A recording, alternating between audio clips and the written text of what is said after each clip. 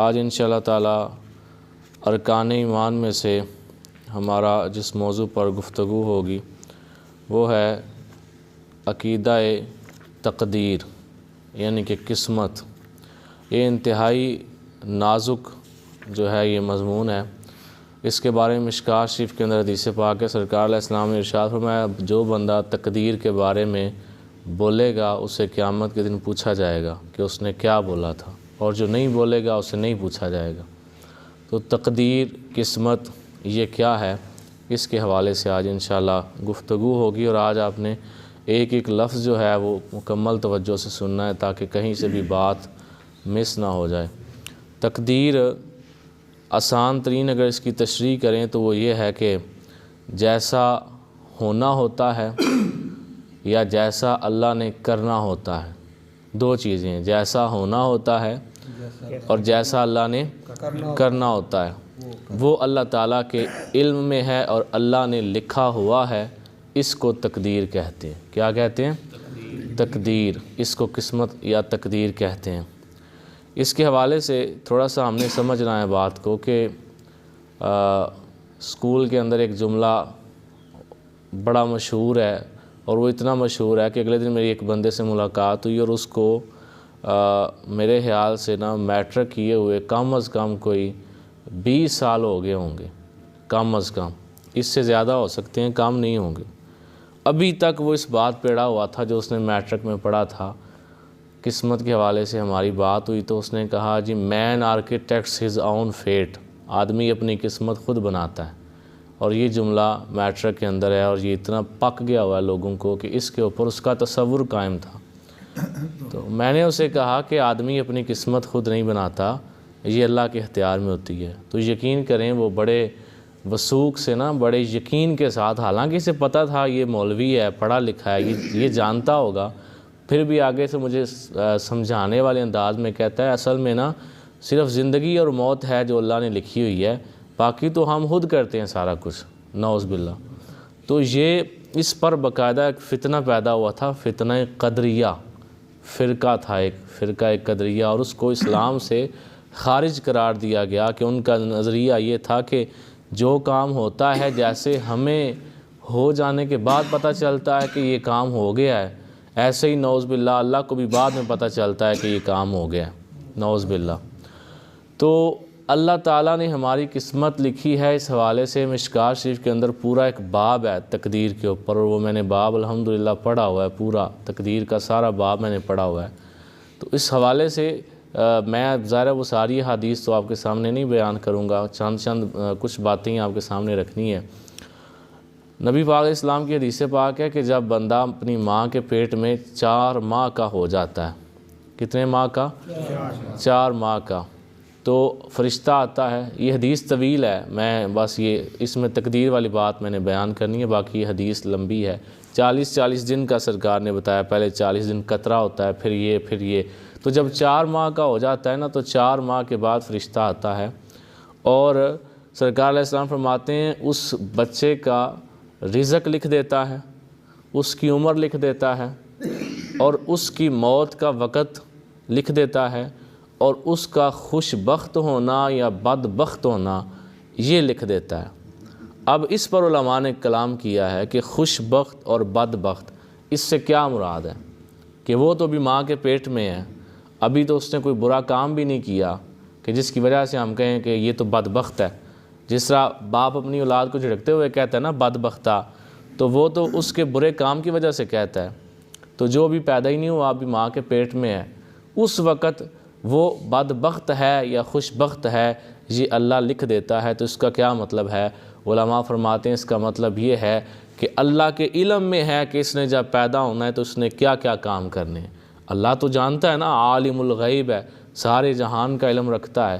اب اللہ کو پتہ ہے کہ اس نے پیدا ہو کے کیا کرنا ہے، تو میں اور آپ کائنات کا ہر انسان ابھی ماں کے پیٹ میں 4 مہینے کا تھا، اللہ نے اسی وقت لکھ دیا تھا کہ یہ جنت میں جائے گا یا دوزخ میں جائے گا، خوش بخت یا بد بخت۔ اس سے مراد یہ ہے کہ میں نے اور آپ نے کہاں جانا ہے، یہ فیصلہ اللہ نے ہماری ماں کے پیٹ میں کر دیا تھا، لکھ دیا تھا، لیکن اس کا یہ مطلب نہیں ہے کہ اللہ نے وہ فیصلہ کر کے نعوذ باللہ کوئی ہمیں مجبور کر دیا ہے کہ بندہ کہ ہوں تو پھر اللہ دی فیصلہ میں تھے کی کر سکنا.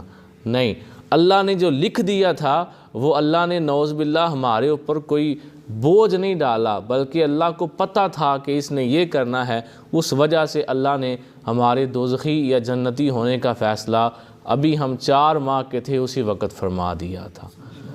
تو یہ اتنی اہم چیز ہے تقدیر کہ دیکھیں اس سے بڑی اب کیا دلیل بندہ دے کہ سرکار علیہ السلام تو یہاں تک بتا گئے کہ ابھی تم پیدا بھی نہیں ہوئے تھے, اس وقت ہی اللہ کو پتہ تھا اس نے کیا کیا کام کرنے ہیں, یہ کون سا کام کرے گا, اچھا کرے گا, برا کرے گا, اور جب مرے گا تو کس حالت میں مرے گا, مسلمان مرے گا یا کافر مرے گا.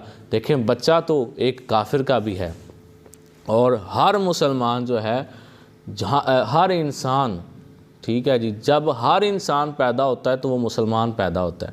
کسی کافر کا بیٹا بھی پیدا ہوتے ہوئے کافر نہیں ہوتا. وہ جب پیدا ہوتا ہے تو اللہ نے ہر انسان کو, سرکار کی حدیث ہے, اللہ ہر انسان کو مسلمان پیدا کرتا ہے, دین فطرت پہ پیدا کرتا ہے. اس کے والدین کی مرضی ہے, وہ چاہے تو اسے یہودی بنا لیں, چاہے تو عیسائی بنا لیں, چاہے تو مجوسی بنا لیں, اور چاہے تو مسلمان بنا لیں. وہ جب جس لمحے آنکھ کھول رہا ہوتا ہے اس وقت وہ مسلمان ہوتا ہے. اچھا, اب اس نے بڑے ہو کے کیا بننا ہے یہ اللہ کے علم میں ہے. تو اللہ نے اسی وقت لکھ دیا کہ اگرچہ مثال کے طور پر کوئی بندہ ایسا ہے جس نے بڑے ہو کے مسلمان ہو جانا ہے اور اس نے مسلمان مرنا ہے, ابھی ماں اس کی کافرہ ہے, لیکن اس کافرہ ماں کے پیٹ میں بھی جب وہ بچہ 4 مہینے کا ہوگا, اللہ کا قلم کیا لکھ دے گا کہ اس کے پیٹ کے اندر جو بچہ ہے یہ خوش بخت ہے, بدبخت نہیں ہے. یہ پیدا ہوگا تو کہاں جائے گا جی؟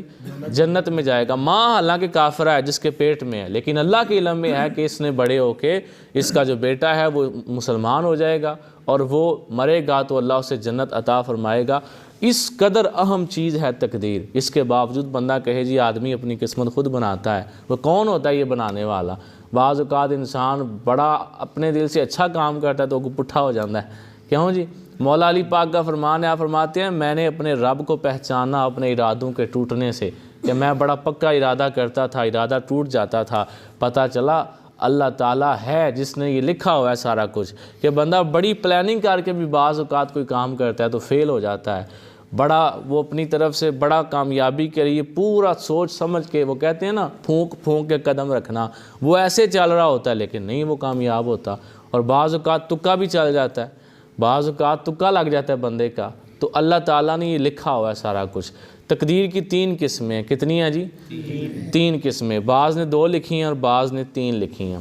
ایک ہے تقدیر معلق, ایک ہے تقدیر مبرم, اور ایک ہے تقدیر مشابہ مبرم. یہ 3 قسمیں ہیں. کتنی قسمیں بتائی ہیں میں نے؟ 3 قسمیں. پہلی ہے معلق, دوسری ہے مبرم, تیسری ہے مشابہ مبرم. پہلی پہ بات کرتے ہیں معلق. معلق وہ ہے کہ جس کے اندر اللہ تعالیٰ کوئی فیصلہ واضح نہیں فرماتا بلکہ معلق کر دیتا ہے. اب معلق کا کیا مطلب ہے کہ وہ تقدیر یا ایسے بھی اس میں فیصلہ ہو سکتا ہے یا ایسے بھی ہو سکتا ہے, یعنی کہ دونوں چانسز اس میں اللہ نے رکھے ہوتے ہیں. مثال کے طور پر کسی بندے نے یہاں سے جانا ہے گجرات, اب اللہ نے لکھ دیا کہ اگر اس سائیڈ سے جائے گا تو اس کا ایکسیڈنٹ ہو جائے گا, اور اگر اس روڈ سے جائے گا تو بچ جائے گا. یہ اللہ نے لکھ دیا. اب یہ بندہ گھر سے نکلا, جانا اس نے ادھر سے ہی تھا, لیکن یہ نکلا تو اس نے دیکھا موٹر سائیکل میں پٹرول تھوڑا ہے. اس نے کہا ادھر سے جاؤں گا تو رستے میں پٹرول پمپ نہیں ہے, ادھر سے جاتا ہوں, آدھ والی سے پٹرول ڈلوا لوں گا. اس رستے سے چلا گیا, اب رستے میں نقصان لکھا ہوا تھا, وہ نقصان اس کو مل گیا. اور بعض اوقات اللہ تعالیٰ کی جو ہے وہ کوئی ایسی رحمت ہو جاتی ہے کہ بندہ گھر سے نکلتے نکلتے ماں کی دعا مل جاتی ہے, یا راستے میں بندہ کسی بزرگ کو دیکھ کر بندہ رستہ دے دیتا ہے, بزرگ بندہ آیا ہے, یا بندہ کسی بزرگ کو سلام کر دیتا ہے, کسی بچے کو شفقت کر دیتا ہے. یہ چھوٹی چھوٹی نیکیاں کوئی اس نے جب نکلا تھا تو اللہ تعالیٰ نے دونوں چانسز رکھے ہوئے تھے, یا اس سائڈ سے جائے گا ایسے ہو جائے گا, اس سائڈ سے جائے گا تو ایسے ہو جائے گا. اب نکلتے ہی اس نے کوئی نیکی کر دی, ماں کی دعا لے لی, باپ کی دعا, کسی بزرگ کی, کسی بچے پر شفقت کر دی. جو ہی وہ نکلا اب وہ رحمت اللہ تعالیٰ کی طرف سے مل گئی اس کی نیکی کی وجہ سے. اب اللہ اسے اس رستے سے ہی ہٹا دے گا. اب جس رستے سے جانے میں نقصان لکھا ہے یہ اب اس رستے میں نہیں جائے گا، اب اللہ اسے دوسرے راستے پہ چلا دے گا، اب اس راستے پر جائے گا تو نقصان نہیں ہوگا، پھر یہ محفوظ رہے گا۔ یہ ہے جی تقدیر معلق، سمجھ آ گئی جی صاحب کو؟ اچھا دوسری ہے تقدیر مبرم، یہ نہیں بدلتی، یہ کوئی بھی کہے، دعا کوئی بھی کرے تو یہ نہیں بدلتی۔ حضرت نوح علیہ السلام نے جب دیکھا تھا کہ آپ کا بیٹا سیلاب کے اندر غرق ہونے لگا ہے تو آپ کا دل چاہا کہ میں اسے بچا لوں، اللہ نے فرمایا انہ لیس من اہلک، یہ تیرا کچھ نہیں لگتا، حالانکہ سگا بیٹا تھا آپ کا، اللہ نے فرمایا یہ تیرا کچھ نہیں لگتا، یہ تیرے گھر والوں میں سے نہیں ہے، اب میرا فیصلہ ہو چکا ہے کہ عذاب کے اندر یہ گرفتار ہوگا تو اب یہ ہو جائے گا، اب آپ اسے بچا نہیں سکتے۔ تقدیر مبرم وہ ہے کہ جو اللہ تعالیٰ جب فیصلہ فرما دیتا ہے پھر وہ کسی کے بھی دعا کرنے سے وہ اللہ بدلتا نہیں ہے، اور جس طرح قرآن پاک میں ہے کہ اللہ تعالیٰ کا فیصلہ بدلا نہیں کرتا۔ اچھا دوسری جگہ پر لا تبدیل لکلمات اللہ، اللہ کے کلمات نہیں بدلتے، اس سے مراد تقدیر مبرم ہے، اس سے علماء نے یہ بیان کیا کہ اس سے مراد تقدیر مبرم ہے۔ اور جہاں اللہ فرماتا ہے یمحو اللہ ما یشاء ویثبت وعندہ علم الکتاب، اللہ تعالیٰ نے ایک جگہ فرمایا کہ میرے کلمات نہیں بدلتے، اور اللہ ایک جگہ فرماتا ہے میں چاہوں تو لکھا ہوا مٹا دوں اور چاہوں تو کچھ اور لکھ دوں۔ اللہ تعالیٰ نے یہاں پر جو فرمایا کہ میں چاہوں تو مٹا دوں، چاہوں تو بدل دوں، اس سے مراد تیسری قسم ہے جو ابھی میں بیان کرنے لگا ہوں، تقدیر مشابہ مبرم۔ تقدیر مشابہ مبرم، یہ مبرم جیسی تو ہے لیکن مبرم نہیں۔ مبرم کیا ہے؟ بدلتی نہیں۔ لیکن مشابہ مبرم کیا ہے؟ اس کے جیسی ہے لیکن بدل جاتی ہے۔ کیسے بدلتی ہے؟ میں اور آپ دعا کریں تو نہیں بدلے گی، والدین دعا کریں تو نہیں بدلے گی، کوئی محلے کا کتنا بھی نیک بندہ دعا کرے نہیں بدلے گی، لیکن اگر غوث پاک کا صدقہ دیں تو اللہ بدل سکتا ہے، سرکار علیہ السلام کا صدقہ دیں تو اللہ بدل سکتا ہے۔ یعنی داتا صاحب رحمۃ اللہ علیہ، بڑے بڑے اولیاء، مولا علی مشکل کشا، سرکار علیہ السلام کے صحابہ، سیدہ فاطمہ الزہرا رضی اللہ تعالیٰ عنہا، سرکار علیہ السلام، اللہ کے انبیاء، یہ جو ہستیاں ہیں ان میں سے کسی کا صدقہ دے کے، واسطہ دے کے دعا کریں تو پھر کون سی تقدیر بدلتی ہے؟ تقدیر مشابہ مبرم۔ بولیں ایک دفعہ، تقدیر مشابہ مبرم۔ تو تقدیر مشابہ مبرم جو اونچی ہستیاں ہیں ان کے صدقے سے، ان کی دعا سے بدل سکتی ہے۔ تقدیر معلق عام مسلمان کی وجہ سے بھی بدل جاتی ہے، اور تقدیر مبرم جو ہے یہ نہیں بدلتی۔ یہ تین اس کی قسمیں ہیں۔ اور سرکار صلی اللہ علیہ وسلم نے ارشاد فرمایا کہ بعض اوقات بندہ اتنی نیکیاں کرتا ہے، اتنی نیکیاں کرتا ہے کہ اس میں اور جنت میں صرف موت کا فاصلہ رہ جاتا ہے کہ ابھی مرے گا تو جنت میں چلا جائے گا، لیکن پھر کیا ہوتا ہے؟ پھر تقدیر کا لکھا سامنے آتا ہے، تقدیر کا لکھا سامنے آئے گا، وہ بندہ اچانک سے دوزخیوں والے کام شروع کر دے گا، اور پھر ایسے ایسے گناہ کرے گا کہ نیکیوں سے بڑھا دے گا گناہوں کو، اور گناہ کرتا کرتا مر جائے گا، سیدھا دوزخ میں چلا جائے گا۔ اور ادھر فرمایا ایک بندہ اتنے گناہ کرتا ہے کہ اس میں اور دوزخ میں موت کا فاصلہ رہ جاتا ہے کہ ابھی مرا تو سیدھا دوزخ میں، لیکن پھر کیا ہوتا ہے؟ پھر تقدیر کا لکھا سامنے آتا ہے، وہی بندہ دوبارہ نیک ہو جاتا ہے اور نیکیوں والے کام شروع کرتا ہے، اور اتنی نیکیاں کرتا ہے کہ گناہوں سے نیکیوں کو بڑھا دیتا ہے، اور پھر جب اس کی نیکیاں بڑھ جاتی ہیں پھر وہ مرتا ہے، اللہ اسے سیدھا جنت میں داخلہ عطا کر دیتا ہے۔ اچھا یہاں پر ایک بات کا آپ نے جو ہے وہ یاد رکھنا ہے اس بات کو کہ تقدیر جو ہے اس کے لکھ دینے سے اللہ نے ہمارے ہاتھ نہیں باندھ دیے، کہ وہ جو فرقہ پیدا ہوا انہوں نے یہیں سے اعتراض کیا تھا کہ اگر ایسا ہو کہ اللہ نے فیصلہ کر دیا ہوا ہے پھر تو اللہ نے دوزخی بنا دیا، اللہ نے جنتی بنا دیا، پھر عمل کرنے کی کیا ضرورت ہے؟ تو اس کا جواب یہ ہے کہ اللہ نے ہمارے ہاتھ نہیں باندھے۔ دیکھیں مثال دیتا ہوں میں آپ کو، ایک بندہ یہاں سے ہم سب کے سامنے مسجد سے نکلتا ہے اور وہ کہتا ہے کہ میں ننگے پاؤں جانے لگا ہوں گجرات اس وقت اس قدر سردی میں، تو ہم سارے اسے کیا کہیں گے؟ بیمار ہو جائیں گا، یہی کہیں گے نا؟ بولیں اب اگر وہ چلا جائے اور بیمار ہو جائے اور ہمیں بعد میں کہے تساں آکھیا سی تے میں تاں بیمار ہو گیا، تو یہ بیوقوفی نہیں؟ بیوقوفی ہے نا بھئی، ہمارے کہنے کی وجہ سے ہوا ہے یا اس نے کام ہی ایسا کیا تھا کہ ہم کہہ رہے تھے اگر تم نے یہ کیا تو تم نے بیمار ہو جانا ہے، تو ہمارے کہنے کا قصور ہے یا اس کے کرنے کا قصور ہے؟ اس کے کرنے کا۔ تو اللہ نے جو ہماری تقدیر لکھی ہے اس سے مراد یہ نہیں کہ اس نے ہمارے ہاتھ باندھ دیے ہیں، اب بندہ گناہ کرتے ہی چلا جائے گا کہ اللہ نے لکھ دیا، نعوذ باللہ۔ نہ، سرکار نے نا ایک دفعہ ایک بندے سے پوچھا سنا تیرا حال کیا ہے؟ اس نے کہا یہ میرا کف ہے، ہاتھ عربی میں اس کو کف کہتے ہیں، یہ میرا کف ہے اور یہ میرا دف ہے، دف تھا اس کے پاس جو دف بجاتے ہیں، تو یہ کف سے میں ایسے دف بجاتا ہوں، اللہ مجھے رزق دیتا ہے۔ نعوذ باللہ، سرکار کو غصہ آ گیا، آپ نے فرمایا اللہ نے تجھے نہیں کہا کہ تو اپنے ہاتھ کو اس پہ مار کے رزق کما، اللہ نے تجھے ہاتھ سلامت دیے ہیں، کس لیے کہ تو حلال طریقے سے کما، اب تیری اپنی مرضی ہے کہ تو اس کو حرام طریقے سے کما رہا ہے۔ اب نعوذ باللہ کوئی بندہ رشوت خور، کوئی بندہ جو ہے وہ کم تولنے والا، کوئی ظلم کرنے والا بندہ یہ کہہ دے کہ جی میری قسمت ہی پھر ہے لکھی ایسی تے میں جی کمانا ہے تے نعوذ باللہ میرا تے قصور ہی کوئی نہیں، مالک نے جو لے سڑیا، تو یہ بات غلط ہے۔ یہ وہی مثال جو میں نے آپ کو دی کہ بندہ اتنی سردی میں کہے میں نے ننگے پاؤں سفر کرنا ہے، اور ہم کہیں تم کرو گے تو بیمار ہو جاؤ گے، وہ بیمار ہونے کے بعد کہے آپ کے کہنے کی وجہ سے میں بیمار ہوا ہوں، تو ہم کہیں گے ہمارے کہنے کی وجہ سے نہیں ہوئے، ہم نے تو علم سے کہا کہ چونکہ اتنی سردی میں تم جاؤ گے تو تم نے بیمار ہو جانا ہے، اب تم ہو گئے تو قصور کس کا ہے؟ تمہارا ہے کہ تم نے اتنی سردی میں یہ الٹا کام کیا کیوں ہے۔ تو اللہ کو علم تھا کہ اس نے کیا کیا کرنا ہے، تو وہ اس نے لکھ دیا، اس نے لکھ کے ہمیں مجبور نہیں کیا کہ ہم برے کام خود کریں، نعوذ باللہ۔ اس واسطے تقدیر کے اس کنسیپٹ کو سمجھنا ہے کہ اللہ نے جو لکھا وہ اپنے علم سے لکھا، لکھ کے ہمارے ساتھ کو نعوذ باللہ اس نے زیادتی نہیں کر دی کہ اب ہم چاہیں بھی تو نیکیاں نہیں کر سکتے، کہ بندہ نماز کا آپ کہیں اسے میں نے توفیق ہی نہیں پہ لبھی، یہ بڑا غلط جملہ ہے، صحیح بات ہے، اسے سمجھایا کریں کہ بھئی اللہ نے تجھے توفیق یہ دی ہے کہ تیرے ہاتھ پاؤں سلامت ہیں، تیرا جسم سلامت ہے، تو کھاتا پیتا ہے، چلتا پھرتا ہے، یہی توفیق ہے۔ اب یہ تو نہیں تھا ہونا کہ کوئی فرشتہ آتا تجھے کان سے پکڑتا گھسیٹتا مسجد میں لے کے آتا کہ چل اتھے آ نماز پڑھ رب پہ آہ دئی، ایسا تو آج تک نہیں ہوا کائنات میں کہ کسی کو کان سے پکڑ کے لے کے آئے فرشتہ۔